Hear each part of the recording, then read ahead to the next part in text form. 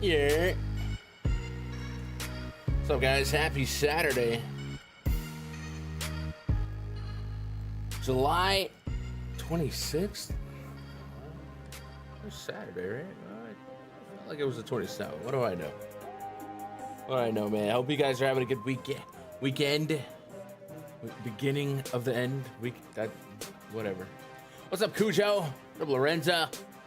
What up, Anthony? What up, Jake? All right.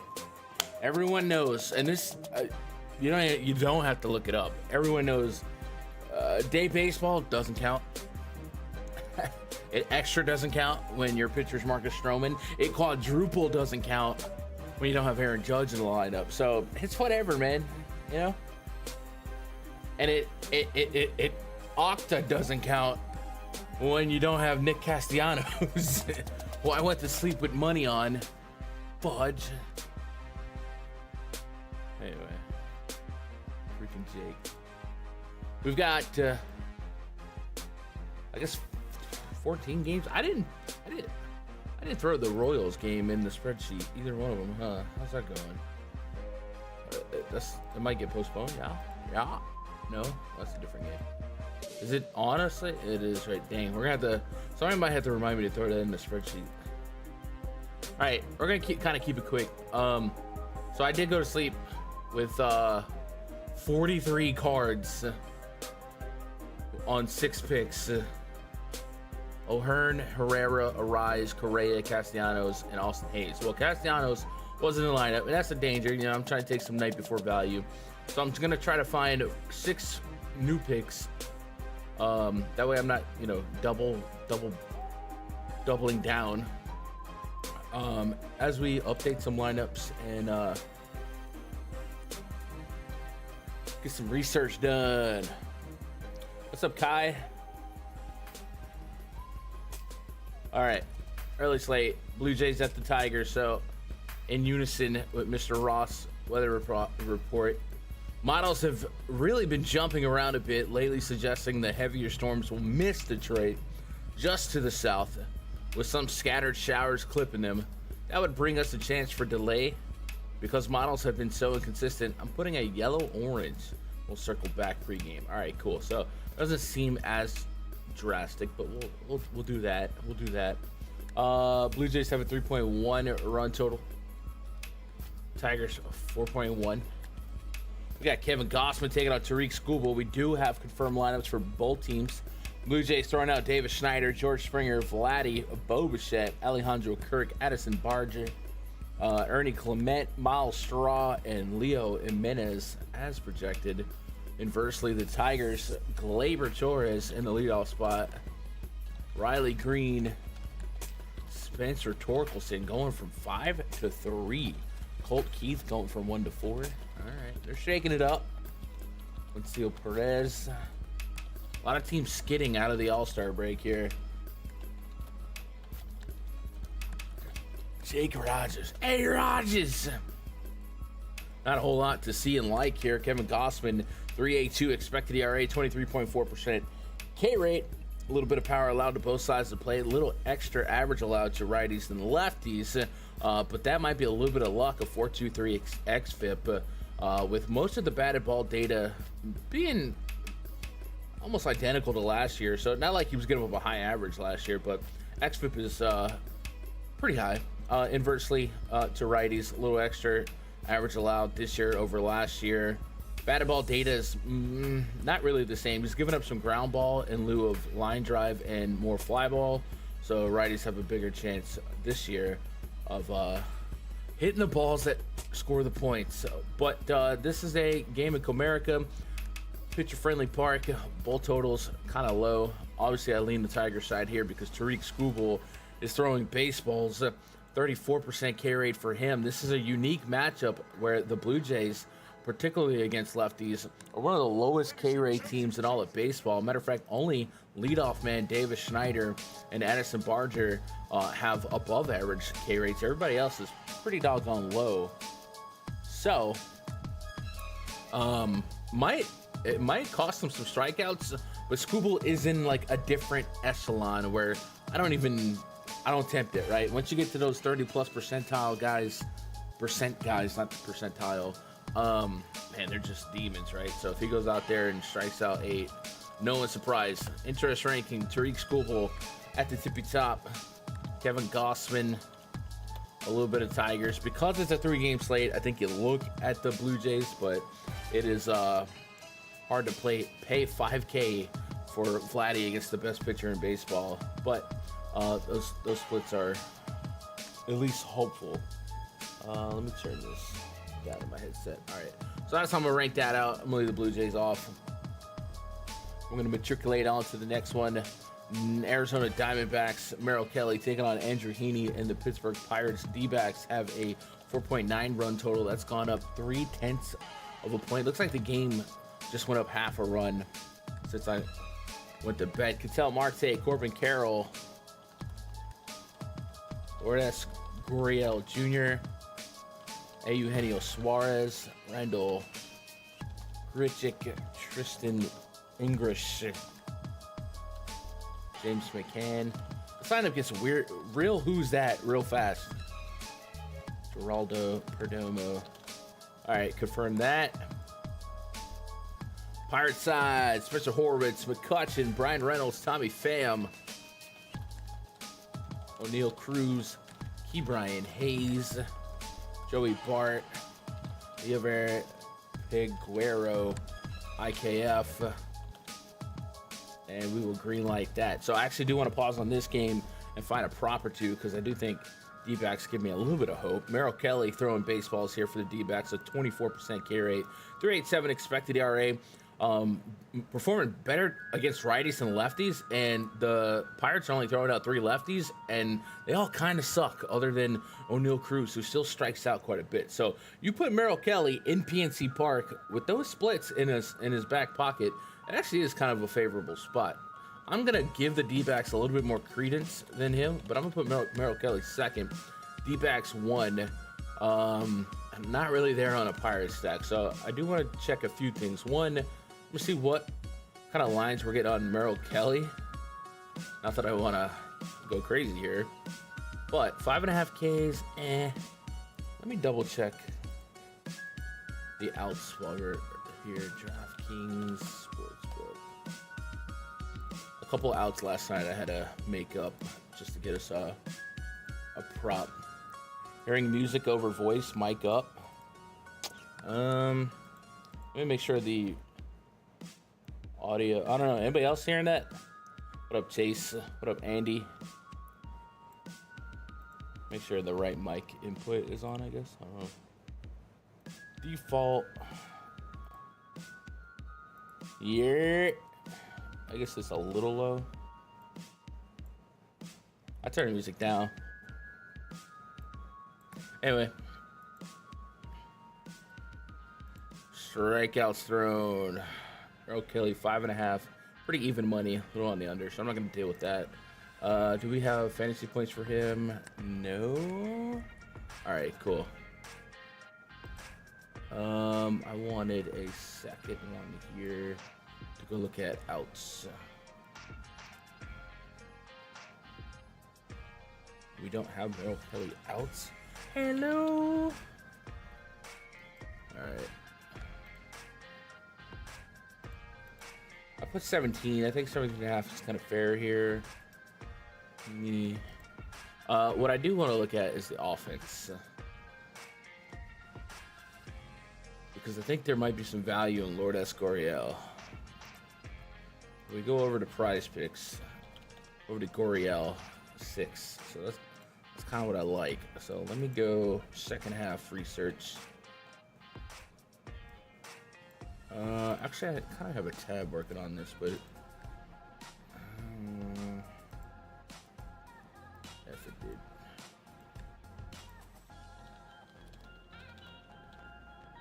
Let's go to his plus 1. Yeah. So we had him at minus 170. And it's not 1-to-1, but I do kind of like the 6 fantasy points because of that. And it's 52 points of value. So that's going to make the early list of interest.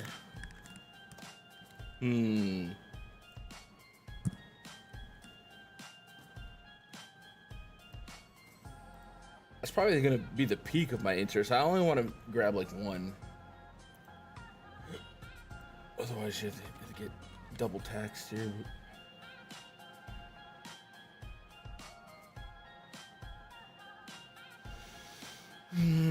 Fantasy points. Dude, Vladdy's only 5.5. That's kind of crazy. That is the Scooble effect.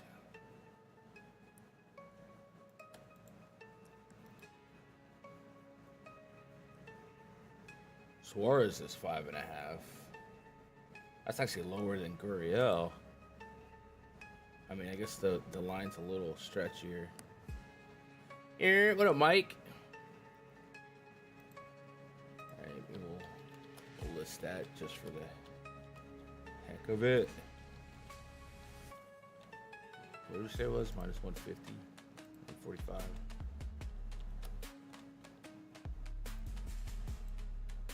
Jesus. 27. Yeah, I like the Gurriel one. A little bit more. All right, inversely against Merrill Kelly, if I did want to pick on him, it would be a lefty. Would likely be like O'Neal Cruz, but he's kind of like a household name where you're not going to get value off of him. 7.5 fantasy points. So Brian Reynolds kind of let me down yesterday. If we look at the odds, just to see if I'm missing anything. No, nothing to see here. All right. So grading that out, give me D-backs, give me Merrill Kelly. Not that intrigued with Andrew Heaney. Very little upside in general with just a 17% K rate. And the Diamondbacks kind of good at baseball.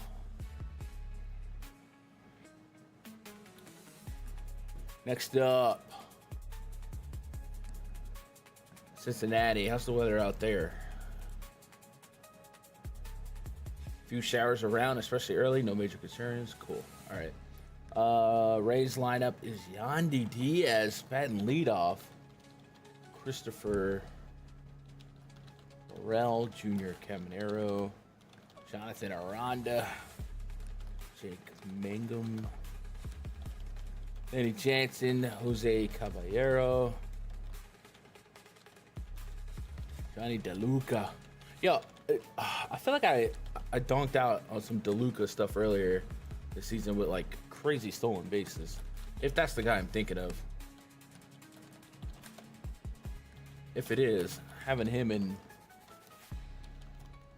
Chandler Simpson on the same lineup might be kind of crazy. It might have just been lucky that game, but I feel like he gave me like 2 stolen bases in a game, and it was like, it pushed me to like top 5 in a tournament. I feel like that was this year. I feel like it. Could be wrong. Curious. DeLuca.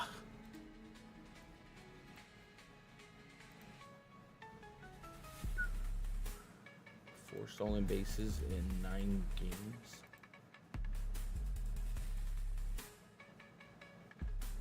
All right, I think it was DeLuca. I could have just been really lucky to have it in one game. Anyway, our pitching matchup: Ryan Pepiot taking on Andrew. Hey, I bet 24% K rate overall for Pepiot. He's a little reverse splitty, right? Striking out lefties 29% this season. Righty's just 19. So Red's coming out lefty righty. 1, 2, 3, 4 lefties, 5 righties. Just gonna neutralize that a little bit. So we meet in the middle at the overall 24. Abbott inversely 22.3% K rate, pretty even to both sides of the plate. Low enough average to both sides of the plate. More homers to righties than lefties going back the last 3 seasons.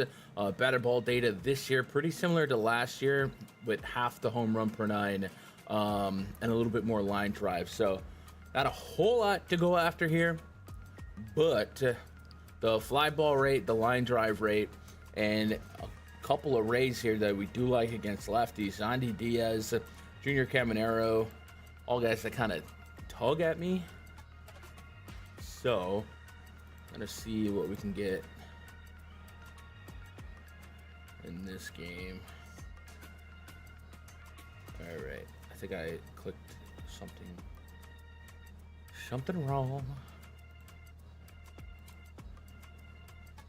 Yandy.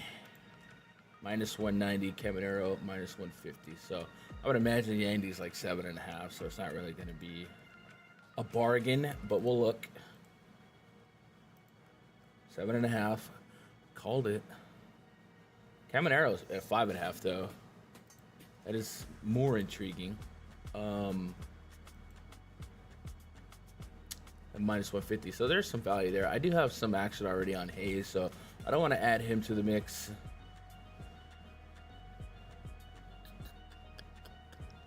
So minus 150 isn't world breaking, but it is value. So Junior Caminero 2. I believe we said we got that at 5.5. Yeah. I like to equate strong odds over 1.5 his runs RBIs for anything less than 6 fantasy points. I'll take 6, as we're doing right now with Gurriel.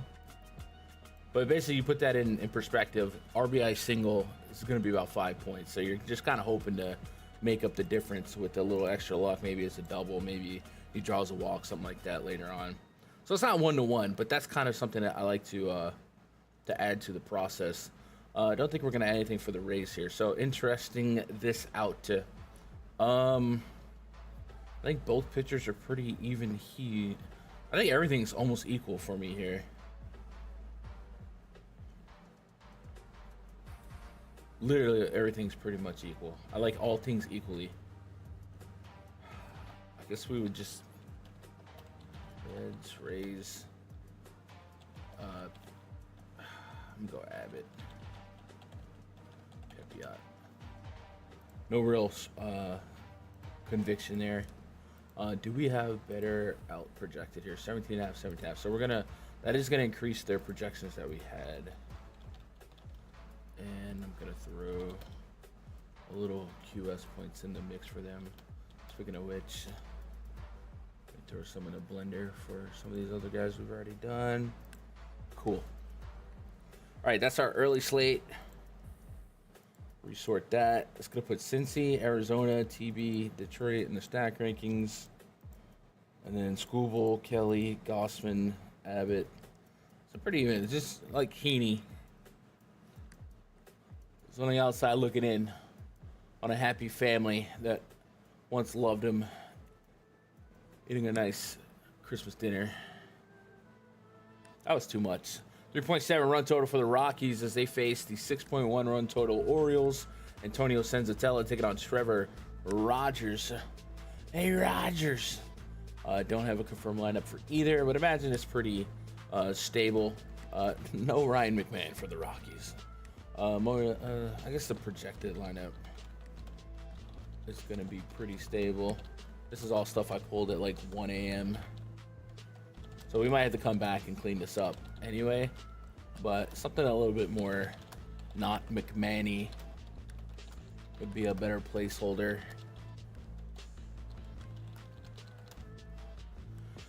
All right, so clearly we're going to like the Orioles first and foremost. Trevor Rogers. Oh, there's the Rockies lineup right there as I'm typing it. Freeman, Tovar.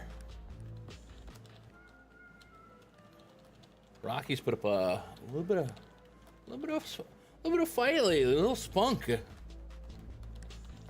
Mickey Moniak has been so good for me. Warming Bernabel. I'm gonna have to double check his handedness because I do not know. Warming Bernabel. Warming, he's a righty. Looks like Gleyber Torres. Is that racist?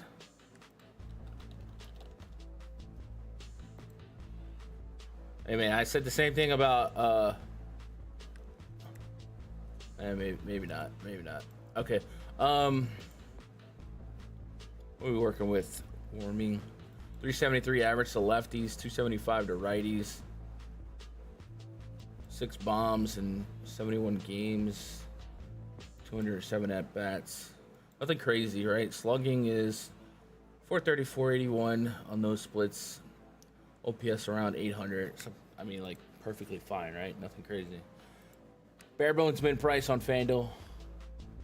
Orioles lineup did come out. Jackson Holiday, Jordan Westbrook, Gunnar Henderson, Ryan O'Hearn, Ramon Laureano, Colton Cowser,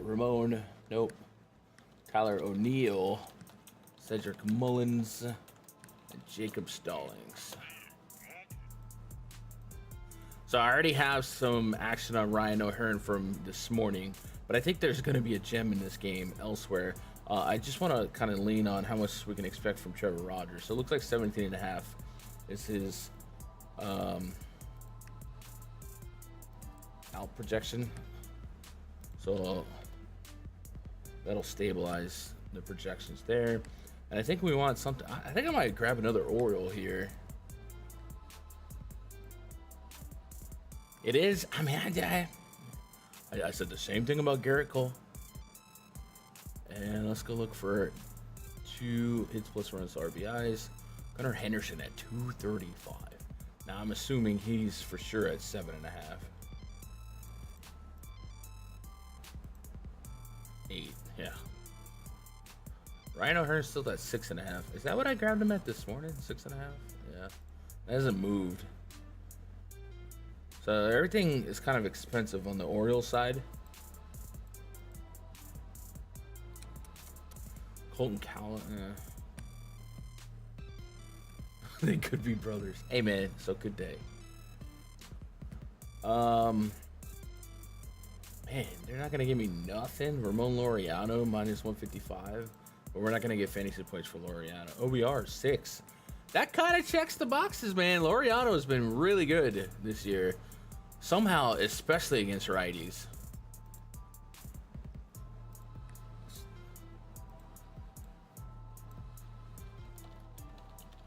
And it's Antonio Senzatella.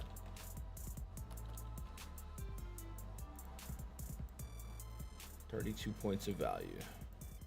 I'm kind of feeling that. I wish he wasn't like home 5-hole, but there's a lot of OBP in front of him to work with. We don't get just a hits plus runs RBI on him 1-to-1, right? No. Okay. I think I'll hang on to that for fantasy. My goal is to find 6, so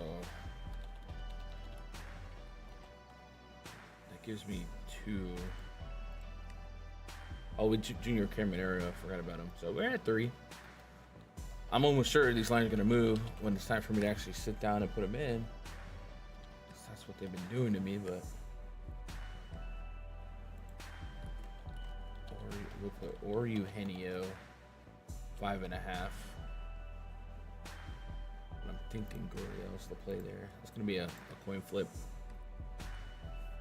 All right, ranking that out. Orioles, obviously. Trevor Rogers. So he's going to go against a pretty righty-heavy lineup. Just one lefty in Mickey Moniak. So we can lean pretty heavy into these splits. A little bit more sample going into last year, but sub 200 average allowed. Ground ball rate at 50%. It's the Rockies. Only 3 hitters in this Rockies lineup with a 200 plus ISO and positive WRC plus. That's Tovar, that's Goodman, that's Beck. So I think Rogers hits our second button on the interest level, and then we'll go Rockies Substack. And that's all I got to say about that. Then we're gonna go to Texas. Rangers hosting the Braves. We got a 4.3 run total, taking on a 4.4 run total. Grant Holmes taking on Kumar Rocker. Braves official lineup profile: Matty Ice, Ronald Acuna Jr. is back. I'm back. Drake Baldwin, Austin Riley, Ozzy Albies, Marcel Osuna. I'm Osuna from the Braves. Nick Allen, green light that. Josh Smith, Corey Seager, Marcus Semien, Adolis Garcia, Evan Carter, Wyatt Langford, Roddy Tellez, Josh Young, and Jonah Heim. green light in your Rangers lineup. Grant Holmes, 25% K rate this season, striking out righties more than lefties, but 20% is still okay. He's going to be facing 4 righties, 5 lefties. So going to meet in the middle there, about a 1 in 4 K rate. Allowing some power to both sides of the plate, especially to righties. So ironic that he's striking them out more, but he is hanging them a little bit more. And he also has a 10+% walk rate to both sides of the plate. Not a ton of high walk rates in the Rangers lineup, but Josh Smith, Corey Seager, they could create some traffic early. Inversely, Kumar Rocker, 19.5% K rate on the season, striking out righties more than lefties. He's going to see a fair share of lefties in this one, just for righties, much like his counterpart. So, I want my knee-jerk reaction is to lean the hitters here, especially Braves have a really low run total. Thinking about this 5.6 expected ERA Kumar Rocker and the fact that Acuna's back, that's kind of yeah. So I'm gonna grade it out as Braves. I think I'm gonna go Grant Holmes. I'm gonna go Rangers Substack, and then Kumar Rocker is erratic enough that maybe there's a outcome for him here. So what stands out? Probably something against these lefty splits, which is always Matt Olson. Never going to get something good on Olson's. Almost going to start the day at 7.5 fantasy points. 7. That's tempting. And is there anything in the totals here that could steer us? Olson's only minus 125. Dude, am I missing something? Minus 125 might be low enough that PrizePicks will offer us hits plus runs RBIs 1-to-1 on Olson, huh? HU.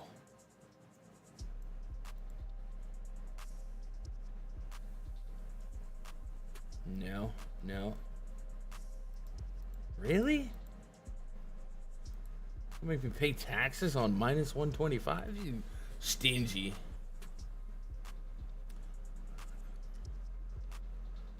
I guess there's not much I'm gonna have a ton of confidence with then, so I guess we're priced out accordingly. Riley at 5.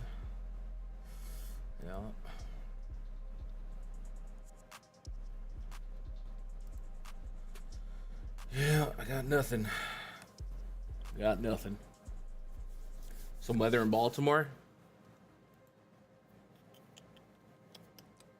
Is there? Storm or 2 around. If one ends up at the ballpark, we get a delay, but the game should play. All right. I saw that Angels game. Rocker's been pitching a lot better. Yeah, he's getting some respect here. What's up, Jay Payne?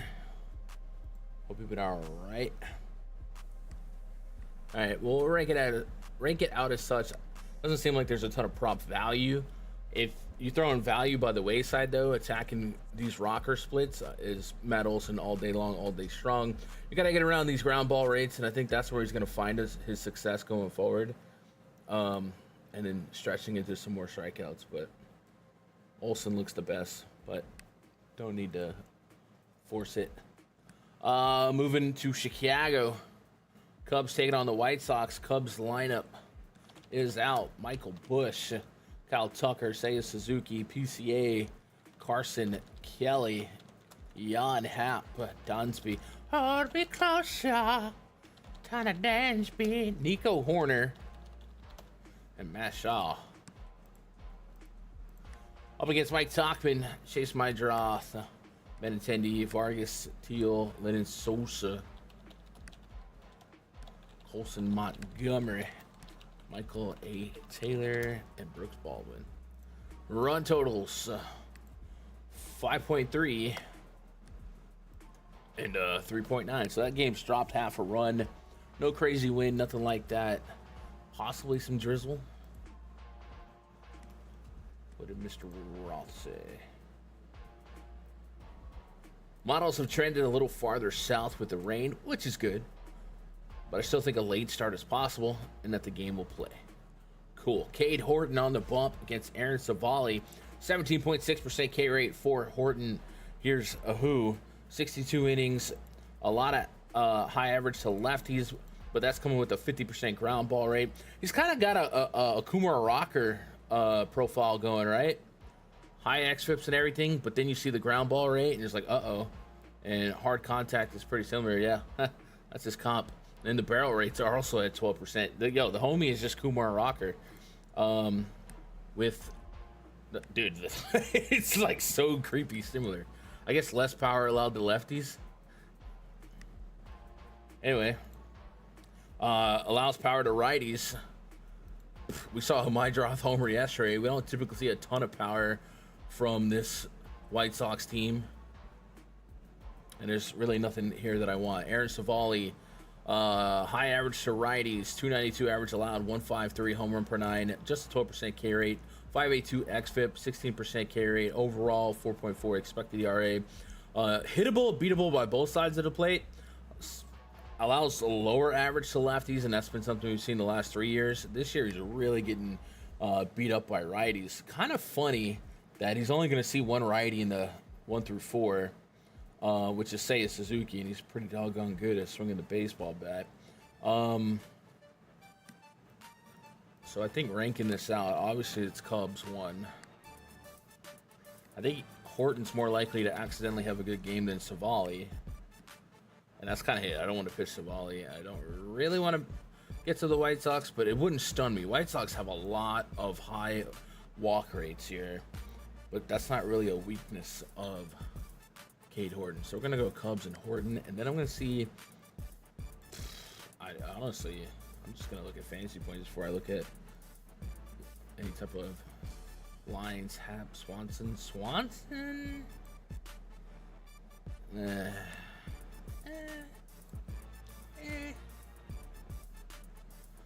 Lead off Michael Busch is only 6 fantasy points. That's not crazy. Nico Horner, don't get me started. Seiya Suzuki, all right.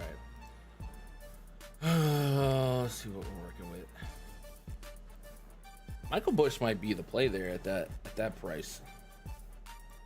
PCA is at 4. What? Or did I accidentally click that? Okay. That would have been monstrous. There's actually maybe a good bit of value here. Maybe not, but maybe. I do like the idea of Michael Busch. Leading off, 6 fantasy points. He does walk at a decent clip. Savali does walk lefties to get him started. So let's do that. Let's nominate him. What did we say? Minus 170? 6 FPS. That's going to give us 50 points of value. So we're getting some good value there. 6 FPS.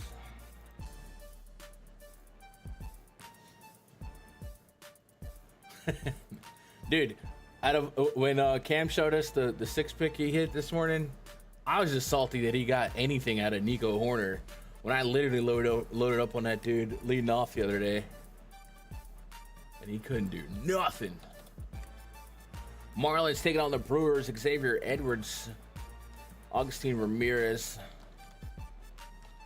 Otto Lopez, Heriberto Hernandez, Eric Wagaman, Kyle Stowers, Dane Myers, Nick Fortes, Javier Sanoja,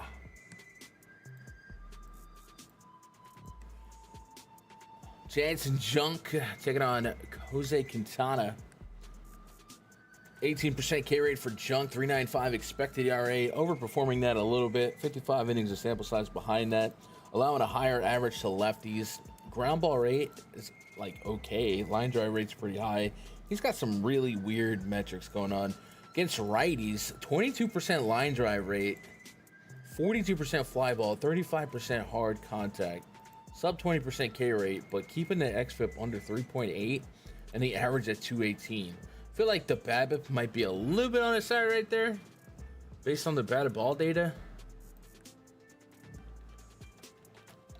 But I mean, it's not 0 innings, right? Let's go splits. BABIP?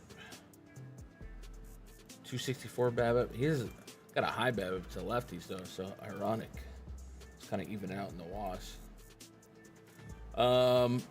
Jose Quintana, we know where we're getting with him. Steady Eddie, man. 4.5 expected ERA, 3 years running. It's gonna strike you out sometimes. 18% K rate the last 2 seasons, 16% this year. Reverse splits on the power, and that's been pretty steady. But there's only one lefty in the Marlins lineup. Ironically, it's Stowers, who has been swinging a hot stick. His ISO, though, has been pretty one-sided. I don't really know what to do with this. Is Quintana a playable piece for lineups tonight?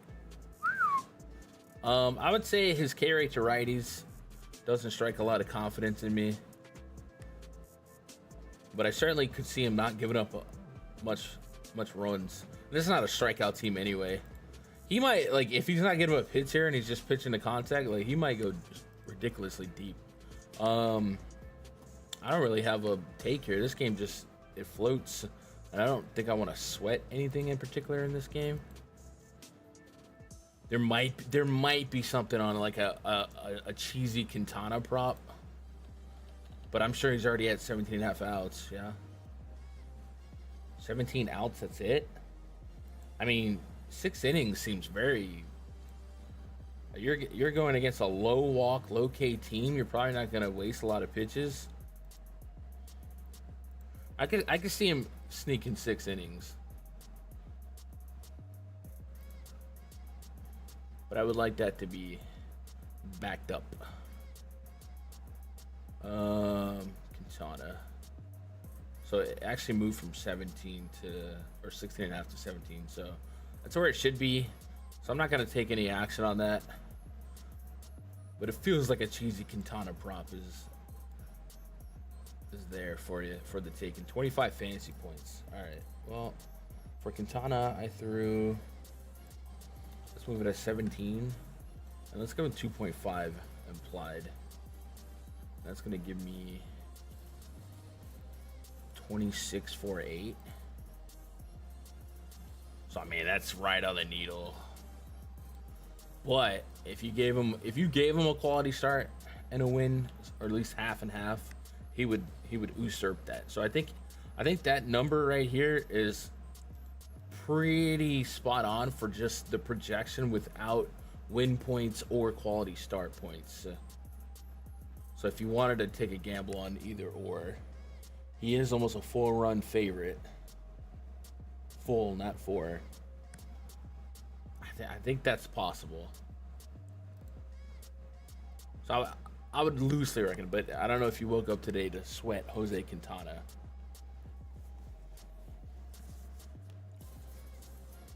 Unless you're the Dodgers, and Quintana strikes you out a lot. He does, yeah.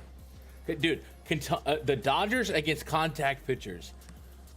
I've seen it a few times this year. I don't get it. Quinn Priester went ballistic. Doesn't make no sense. I don't know if I want to rank this out. I guess I would go Brewers, Jose Quintana. Brewers are on a schneid right now. And I guess I'll leave it at that. Next, Nationals at the and Twins. Almost forgot.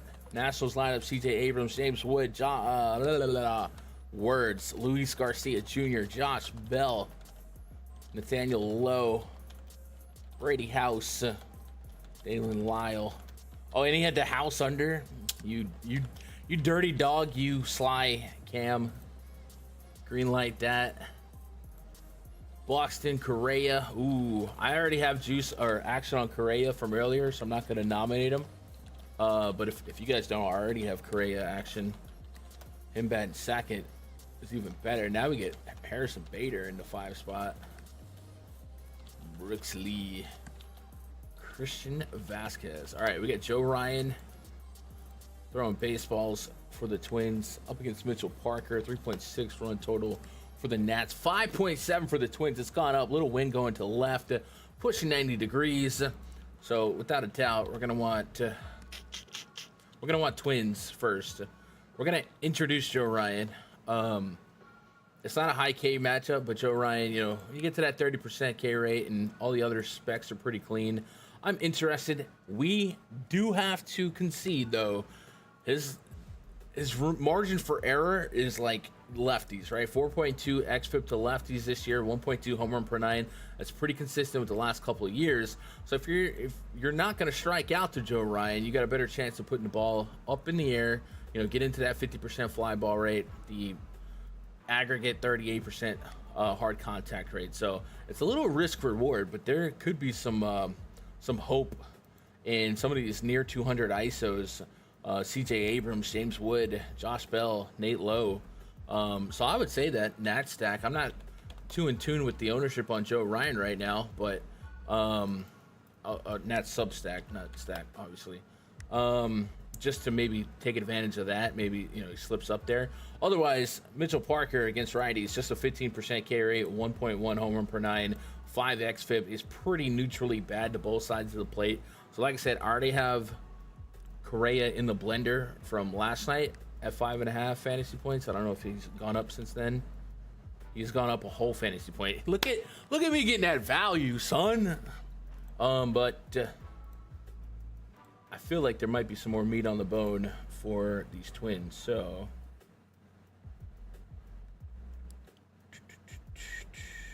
Minnesota, where the freak is it? What? Why is it there? That doesn't. Am I tripping? Why?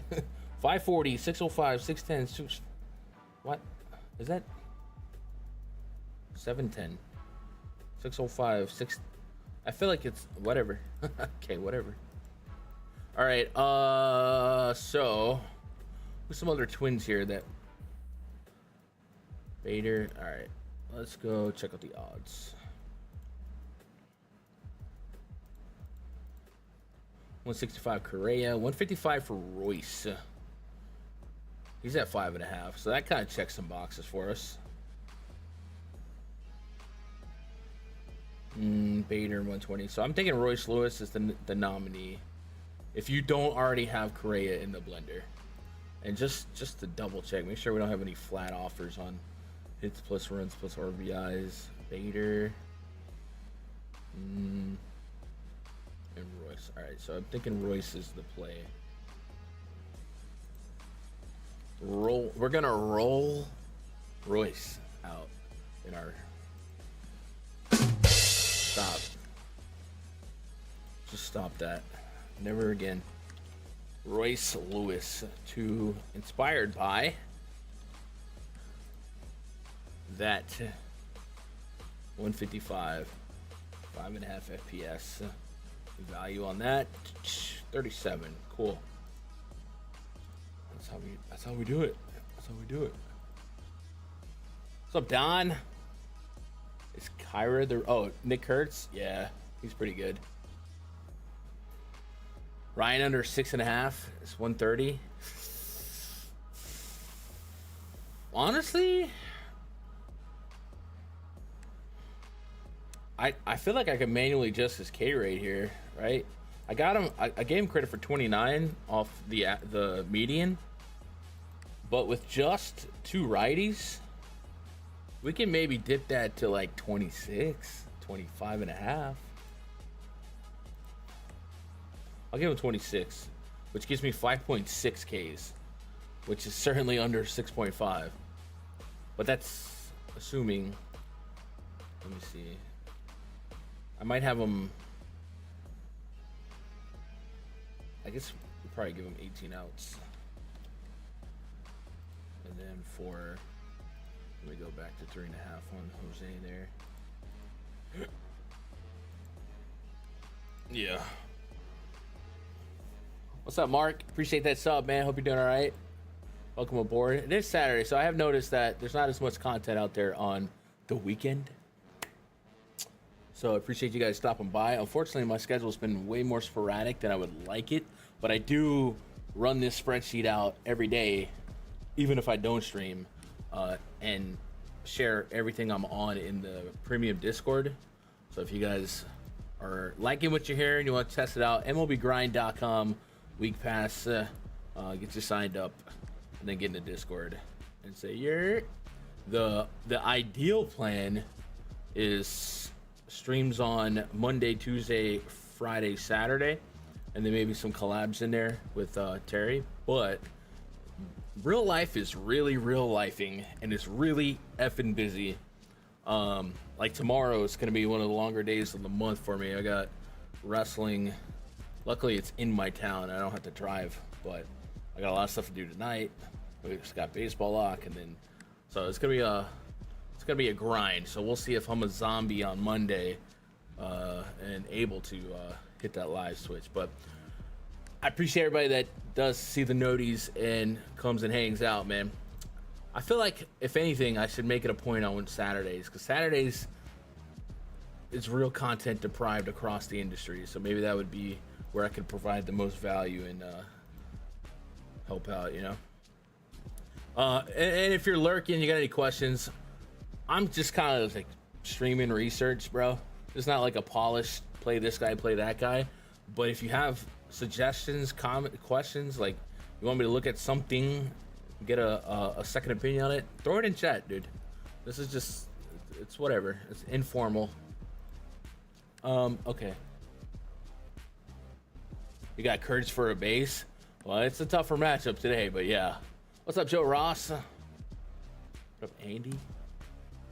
All right, what was I doing? I think we're done with that game, yeah? Speaking of Nick, dramatic pause. Kurtz, Athletics facing the Astros. Athletics lineup is out. We got Lawrence Butler, Nicholas Kurtz, Brent Rooker. What an it really is incredible, beautiful, majestic how long baseball's been around. And it just feels like every year you see something new, something that hasn't been done before. So good on him for that game yesterday. I had him in a home run card. Unfortunately, the other players, I think I hit 4 out of 6 on that card, actually. Unfortunately, it's not a cumulative home run. That, somebody should invent that. But I did have a card that had Stanton, Nick Kurtz, Kyle Schwarber, who hit 2, by the way. Like, it sucks to have basically 8 homers in a in a home run card and you still don't cash, right?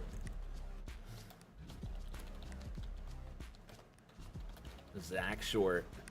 A lot of righties in this Astros lineup. Jacob Lopez, 28% K rate so far this season in 60 innings of work. That's coupled with a 12% swing and strike rate. Really getting a boost maybe by the lefty splits. Well, we can eliminate all of that and focus purely on his righty splits, which 27% K rate still, not something to shake a stick at, but it's not 34%. And he does have some blemishes: 4.5 xFIP, 1.8 home run per 9. Ground ball rate is non-existent, so a lot of fly balls, a lot of balls on a rope. Yeah, let's bring his K rate down just 1%. And for Hunter Brown, we're pretty steady Eddie, 31%. Hunter Brown pretty doggone good at throwing baseballs. Looking to cool off this red hot I was gonna say the Oakland Nick. Whoa, not okay. Let's go check out. Outs.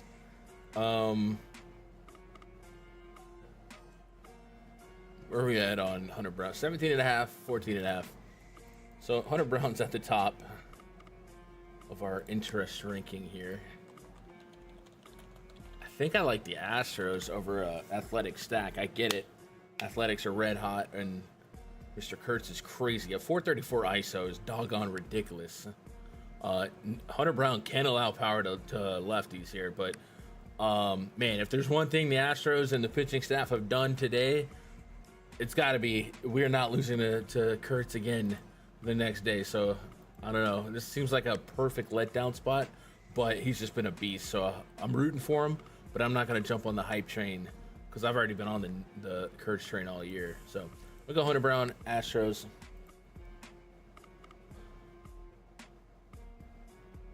And let's see if there's any value on the Astros side. Glaber 1.5 under hits, runs, or RBIs. What you think? I can get down with that. Look at we got some unders in here.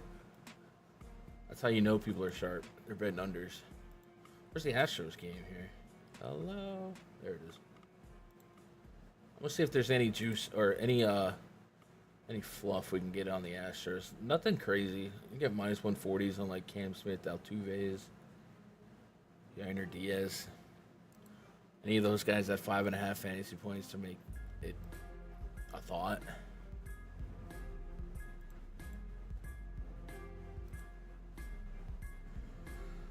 Yainer Diaz at 5, I guess, is worth mentioning. 5.5 for Cam Smith. Cam's leading off, right? Yainer's in the cleanup spot.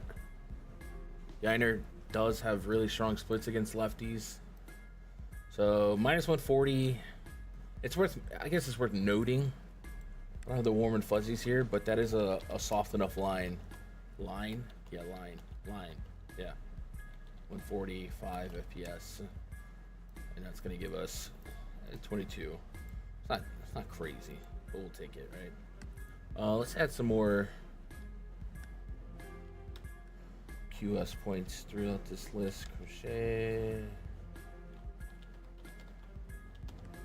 All right. As far as Glaber specifically, so are you taking his prop like at face value on a sports book, or are you on him for like prize picks?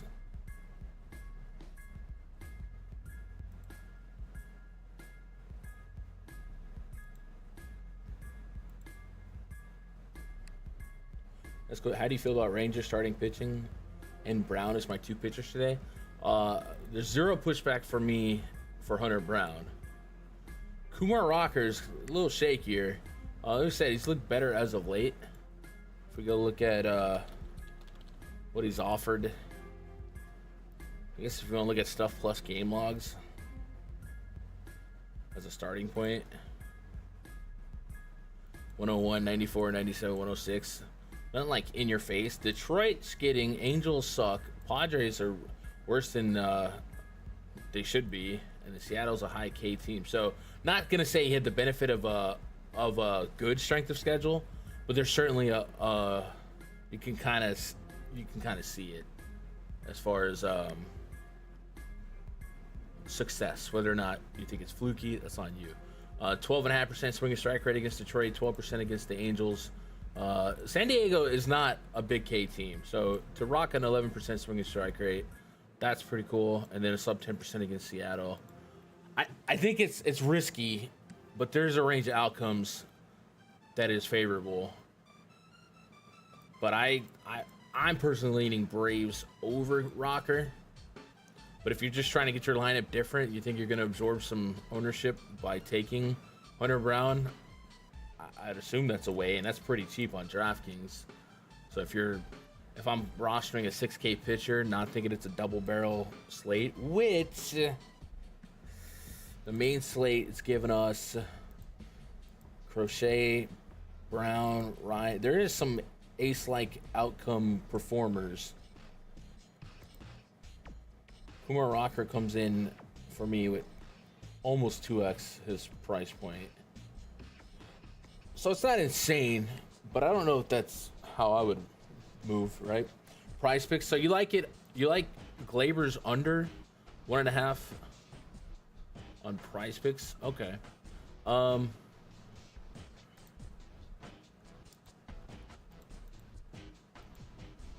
I'll tell you how I judge decisions like that. So basically, his over and under is pretty even at 118. So if I see that, and this is really for those of you that can access sports books everywhere, but if you are taking a prop on prize picks, you're taking an implied minus 118, as long as there's not like a demon or a goblin, right? So that is really, you're just a coin flip. So basically you ask me, what do I think of heads or tails? What I'm looking for, just like an example, if you're trying to take an under, is like, how far can we get away from minus 118 while PrizePicks still offers us that flat line, right? So that's kind of like why we've been going game by game here, and I kind of create a implied value. So the value is versus sports books and stuff like that. So like Ryan O'Hearn, I got him at 6.5 fantasy points. Now that's not 1-to-1 because hits, an RBI single is 5. But like Gurriel, Michael Busch, if I can get to 30 to 40 plus implied value points, I feel a lot better. I do prefer to like the matchup no matter what. Like I'm not just picking names because I'm kind of like playing both sides, right? Research, but I also want to know I'm getting value from the pick itself. So that way, when I take when I fill up a card, I feel like I'm getting a good deal from PrizePicks. One way you could, I guess we got time, right? Odds calculator, DraftKings. So let's say you got a $1 card with 3 bets, right?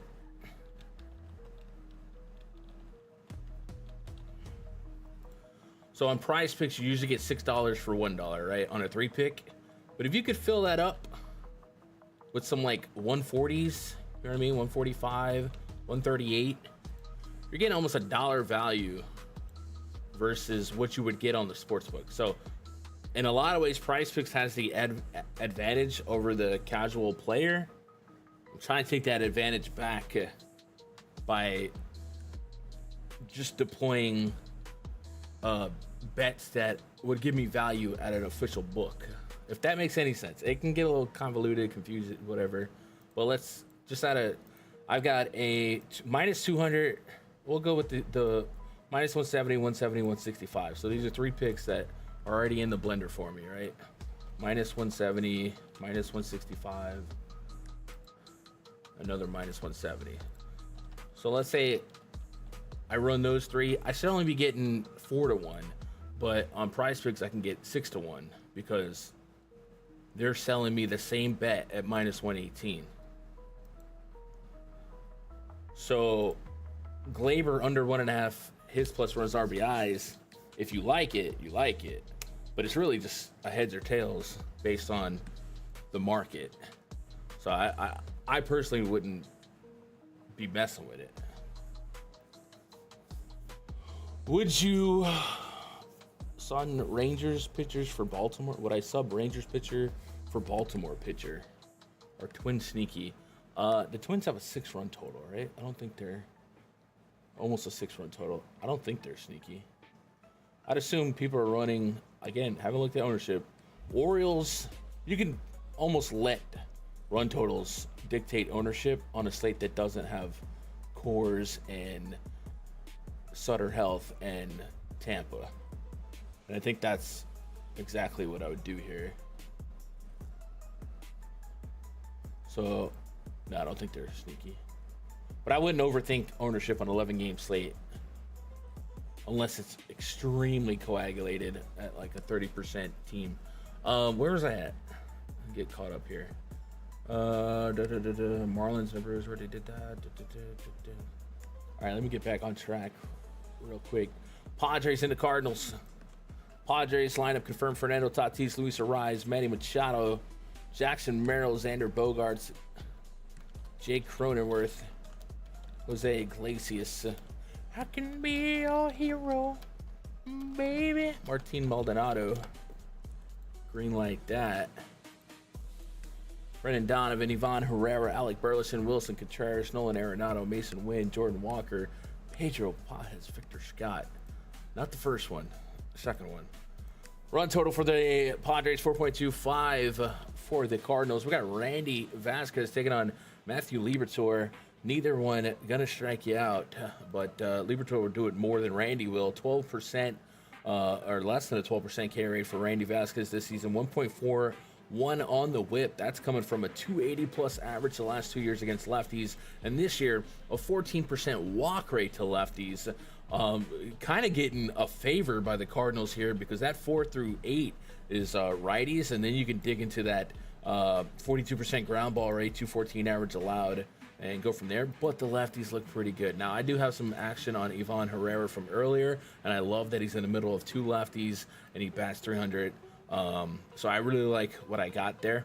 But this stretch here kind of concerns me. So the bulk of my interest for the Cardinals is probably going to be 1, 2, 3. Inversely, Matthew Liberatore giving up a little bit more to righties than lefties. 270 average allowed, over 1 homer per 9 allowed. Throwing strikes to both sides of the plate. Padres really haven't been that menacing to left-handed pitching. But this version of the Padres lineup gets a little bit more fun, I guess, as you get down, but nothing crazy, right? But Tatis, I don't get it. This happened last year too. Xander Bogaerts is looking a little bit better this year. But yeah, this team doesn't like demolish lefties like you would assume they would. With that said, I'm going Cardinals. I'm going Padres. I'm not that intrigued by either pitcher. I already have some action on Ivan Herrera, but is there some love here for like a Brendan Donovan? Who was the 3-hole hitter? Alec Burleson? Maybe there's some action to go get. Oh, I'm in the wrong tab too. Oh, I prefer this tab. So let me just scroll down and be faster. Yeah. So Burleson minus 185. Tatis is minus 180. But he's going to be priced through the roof. So what's Burleson's price as far as props go? St. Louis. I swear I'm just blind. He's at 6, bro. I think I would introduce that to the mix. And it positively correlates with something I got earlier. So let's throw his name in the list. And you know what happens when you have implied value on your fantasy line? Do ya? We're gonna go minus 185. And the prop that we correlate that to is gonna be 6 fantasy points. And that's gonna give us 67 points of value. We like that. And then Fernando Tatis has value, but he's always going to be priced crazy because he's Fernando Tatis. Xander bats 313 this year against lefties, 800 OPS. You're going to get him at 6 fantasy points. Is there some implied value on that? He's at minus 135, so you're getting like 17 points of value, but I really like to get greedy with it, so whatever. Whatever, man. Matriculating on to the Dodgers and Red Sox. Dodgers lineup out. Shohei Ohtani, Will Smith, Teo batting third. Freddie Freeman, Andy Pajes, Tommy Edman, Miguel Rojas, Esteury Ruiz, Yasung Kim. Up against Rob Refsnyder, former Yankee great. One thing to note on him is he is live to get pinch hit for her. So if you don't deliver early, be ready. Jaron Duran in the 7-hole. Cedon, Rafaela, Abraham, Toro has many sons. And many sons have Abraham Toro. That's stupid. Clayton Kershaw taking on Garrett Crochet. One of these lefties is not like the other in the year 2025. 16.2% K rate for Kershaw. $1.25 on the whip. He had a really rough outing 5 days ago. Defense did not do him any favors. This year, getting lefties out just fine, even without striking them out. But he is struggling to put righties away consistently. However, that ground ball rate still pretty doggone good. The barrel rate pretty doggone good. So even with him not being, a 30% K rate guy, it's not like he's a full-on gas can. In this Red Sox lineup, there's some hope. Against lefties, particularly Rob Refsnyder, he's basically the platoon assassin there for a reason. And I would imagine the fact they lead him off is to maximize his at-bats against a lefty and then maybe give him the old heave-ho, Breggy is braggy. Romy Gonzalez at 300 plus ISO, 1 OPS. So there's certainly some danger in this lineup. So I'm actually going to put the Red Sox 1. And man, who would have thought Red Sox would be a 0.7 favorite over the Dodgers? But that is the Garrett Crochet effect. And it's still not fun to pitch against the Dodgers. But this is a Mookie-less Dodgers. And, you know, two of their best hitters without Mookie is going to be Shohei Ohtani and Freddie Freeman. And Garrett Crochet can do a really strong job of neutralizing them with his ability to keep the ball on the ground. That's not to say they can't get him, but it certainly is more likely to neutralize them than the average pitcher. And then the bottom half of this Dodgers lineup gets a really who's that really fast, right? It's a who's who of who's that. Miguel Rojas, Ruiz, Ha-Seong Kim. So this is get 1 through 4 out. Maybe 1 through 5. Pai has been kind of a beast. And Crochet's been one of those 30% upper echelon strikeout guys. So give me Red Sox, give me Crochet. Never not going to want a little Dodger subby stack in Fenway, right? Positive park. But, man, Crochet is just a demon. So we'll go with that. Can't imagine there's going to be much value in this game for the props. And I don't really want to get there. But I guess if I did, it would be on the Red Sox side. Let me start minimizing these real quick. Where we at? 408. I don't know why it feels so late for me. I guess I got up a little bit earlier than I expected. Romy's at 150. Romy the homie.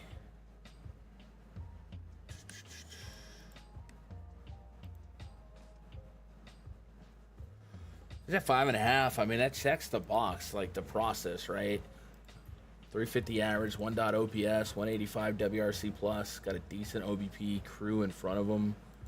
Trevor Story behind him. I'm not in love with it because of the, I don't think the matchup is a cupcake, but the process is the process, right? And minus 150 is the best odds at over hits, runs, RBIs. Dude, that's better than Shohei. Like, that's insane. And he's like one of the lowest fantasy point props. So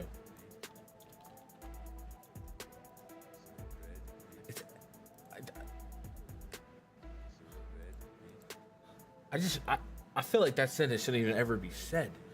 How Romy Gonzalez has a higher VIG to have 2 hits, runs, RBIs than leadoff Dodger Shohei Ohtani. That's crazy. What up, Brian? Whatever happened to me and Terry? Man, Terry sent me some really mean text messages, and things kind of just unfolded. We went our separate ways. But if I ever see him in the streets, just know it's on site. No, Terry's the homie, dude. We've done a couple of collabs this season. Hopefully we'll have another one. But me and Terry are blabbermouths. And a lot of these slates have been 15 games. And if you guys want to, I don't know, replace waterboarding torture, you could just play me and Terry talking about baseball for 5 hours. Maybe that'll help. So we definitely want to do more collabs, and I'm sure we will. But the slate has to be right. Otherwise, you guys are just going to listen to 2 Yankee fans blabber for 4 or 5 hours. I feel like, did we do one last week? It's possible. Mets and the Giants. Nimmo, Lindor, Soto, Pete Alonso, Starling Marte, Brett Beatty. I don't know. What do you guys think? Like, if me and Terry did collabs for big slates, instead of going live at like 3, I'm not joking. We would probably have to go live at like 2, 1:30. You know what I mean? It's rough. Which I'm sure we could both be down for, but I don't know. I feel like it's not super fun to listen to. Y'all were great. Yeah, no, we still. So from what I understand, Terry doesn't do weekends. So, but you guys should check him out during the weekdays. He goes way more in depth, way more thorough, way more tells you about every hitter than I do. I'm pretty pitcher focused, and I just let the cards fall based on pitcher splits. And then I've been kind of like leaning into the prop world a little bit more because it feels like DFS is dying. So Mets taking on the Giants. We got Robbie Ray up against David Peterson. Pair of southpaws going at it in Oracle. Low run totals for both teams here, sub 4. Not really much to see here. Giants lineup not out yet.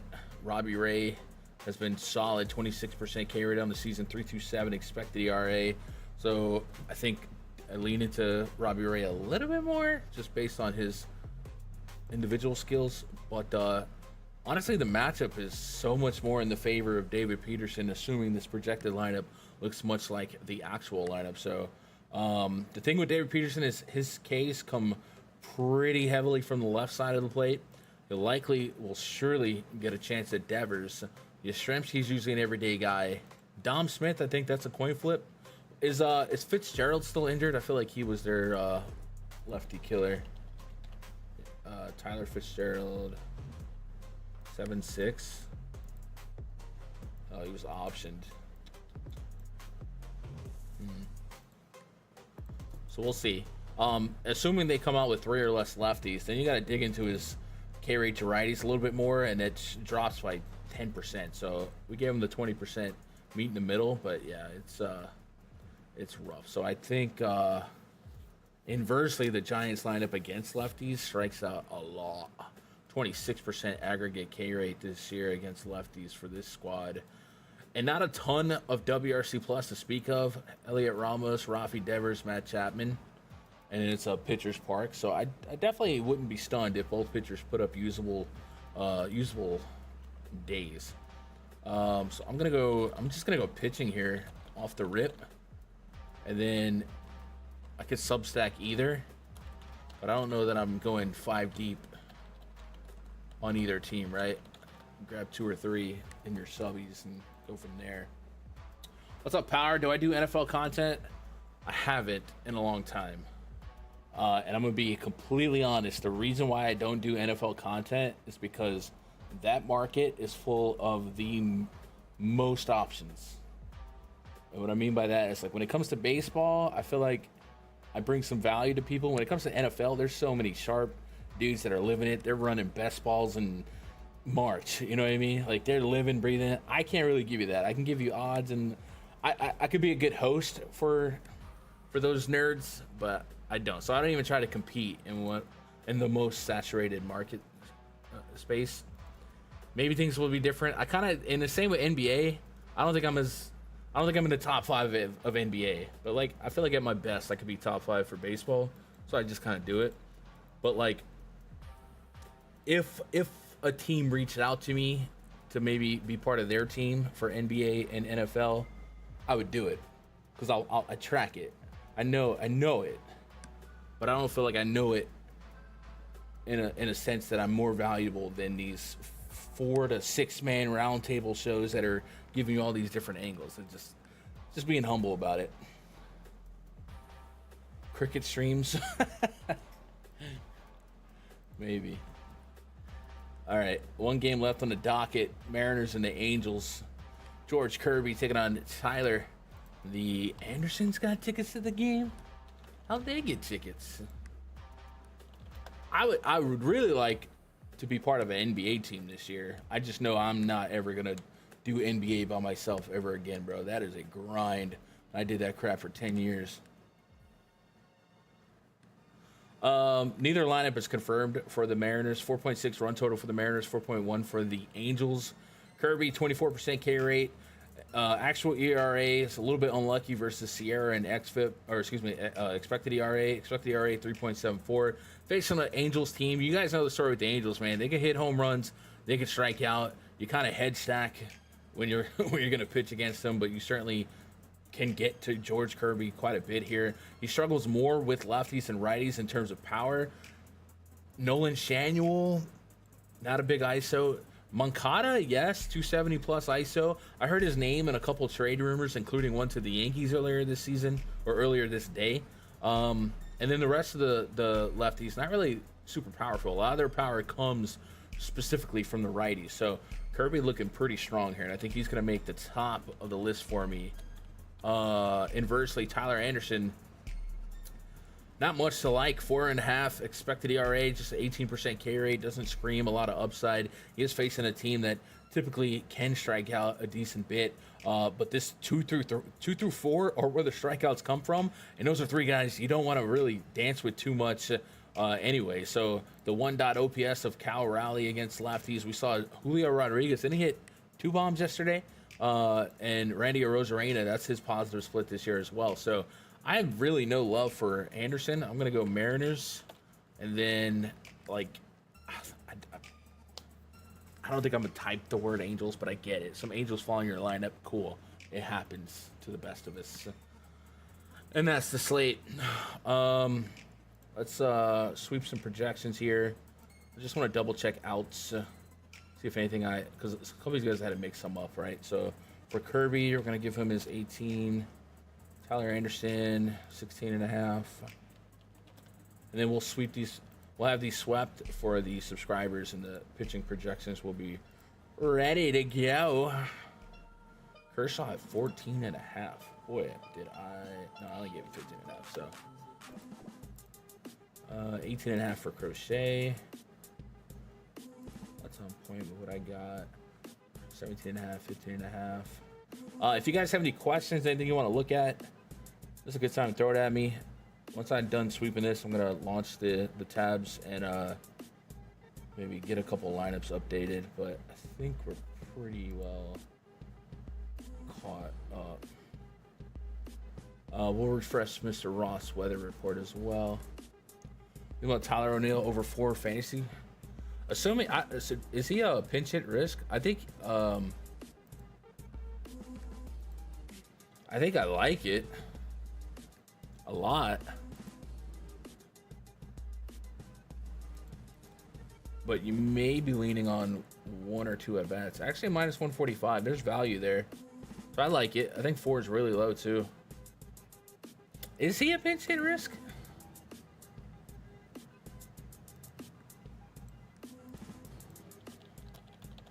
There's not many Orioles I don't like.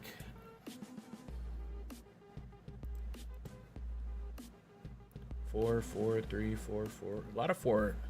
Maybe not. Yeah, I think that's a good call. I think that might be a great call. Tyler O'Neill. 7-hole. Not as fun, but it's freaking Antonio Senzatella, bro.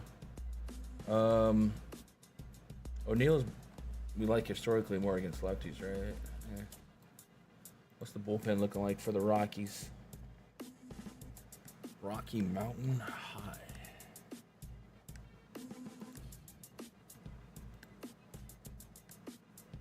Yesterday, the Rockies went to names. They only have 1 lefty, so if they're going to start him against a righty, you keep him in there versus a righty. All these guys suck. So I guess with O'Neill, if they're going off, he should get his 4 or 5. I think that's a really good call. 4 fantasy points is really doggone low, especially at that. Because I'll take minus 140, minus 150 for, and they don't even give you 1.5, dude. That's a huge edge actually. That's a really good call, Josh. Let's go Tyler O'Neill. And we said it was minus 140 or minus 145 for FPS. 27 points. Sends is a righty though. Yeah, he is. What's up, Jake? Hope y'all been all right, dude. We got 60 people hanging out. Yo, appreciate y'all. If you guys aren't subbed, maybe hit that sub button. Maybe hit that thumbs up button. A little engagement never hurt nobody. Any lineups we're missing? Brewers came out. Sal Frelick in the leadoff spot. surprise value. Churio, Yelich, Vaughn, Isaac Collins, Bryce Turang, Caleb Durbin, Joey Ortiz.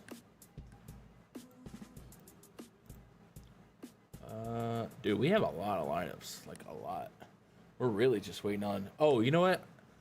No one reminded me that freaking Royal slate. We gotta. So if you guys are subbed to MLB Grind, there's a doubleheader going on. And it is on the DraftKings slate, right? So I was missing like a big piece of it. Yeah. So that's my bad, but I'm glad I remembered. Between the Guardians and the Royals, and I really think we're gonna end up liking Chris Bubich, Tanner Bybee,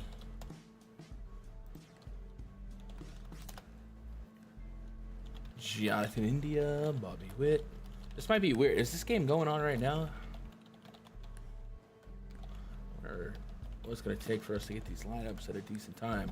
With that said, the Guardians just kind of suck, other than J-Ram, and they do get the benefit of Kaufman.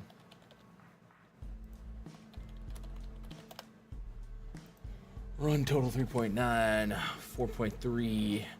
Bubich with a 25% K rate to righties. The Guardians usually roll out pretty switchy and switchy heavy, I would say. So theoretically, Nolan Jones might be the only lefty that he sees, because is Quan hurt?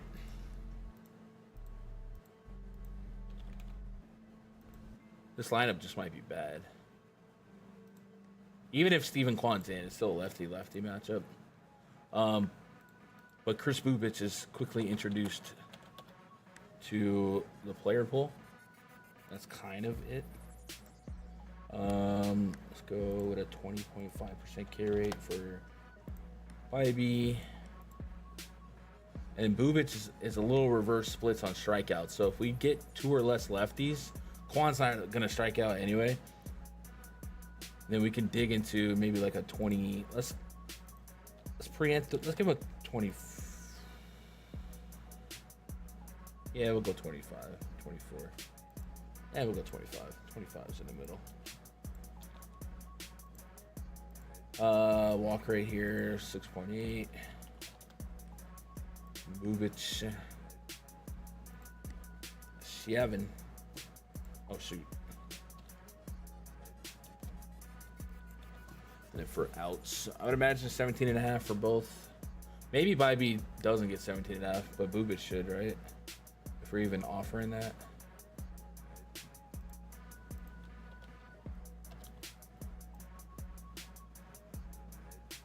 $86 pitches.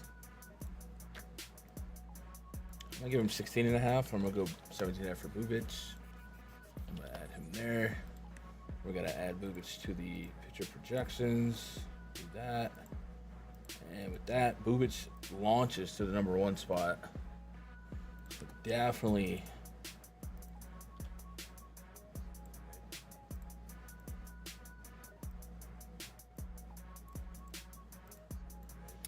Baltimore, the Cubs, the Twins, Seattle, and the Red Sox, the top 5 in the stack rating. Let's go look at the bomb detector.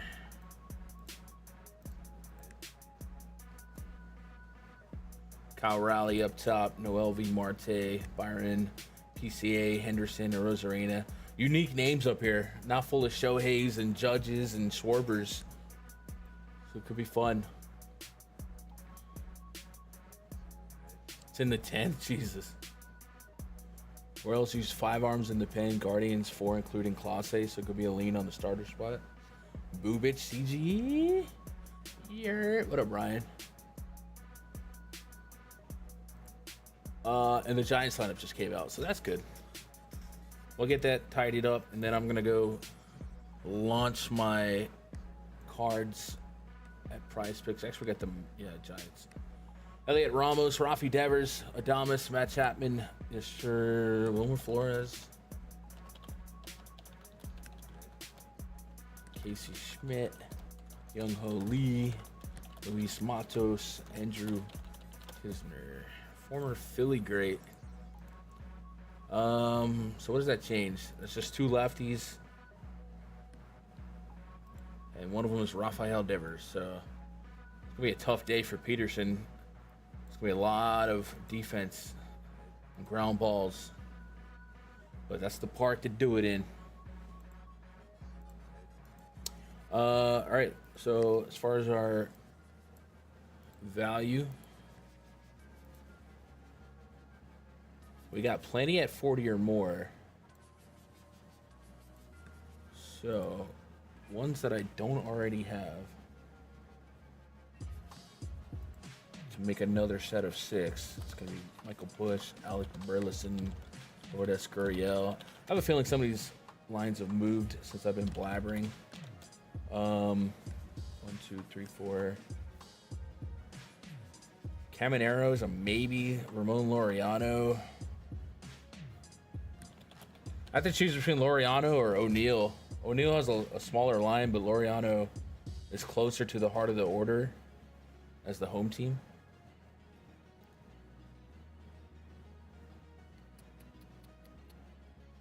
One, 2, 3, 4, 5. So one more would be Caminero, I guess. Let's see. Has that line moved at all? Jesus. I gotta hurry up too, because he's at -150 still. Caminero 6. That's what we had. All right, we'll go shoot those in there. I appreciate you guys hanging out with me on a Saturday. Tomorrow we're doing wrestling, so maybe we'll be back Monday. Depends on how beat up I get tomorrow. This old man can walk around with 70 plus of y'all hanging out. It's like, that means a lot. Appreciate that. Twitter.com/Gundacker. If you guys want the spreadsheet or you want to throw any more ideas or questions at me, I'll be in the premium Discord. Till lock, MLBgrind.com. Hit that thumbs up on your way out. I would surely appreciate it. Good luck. God bless. Go win some money.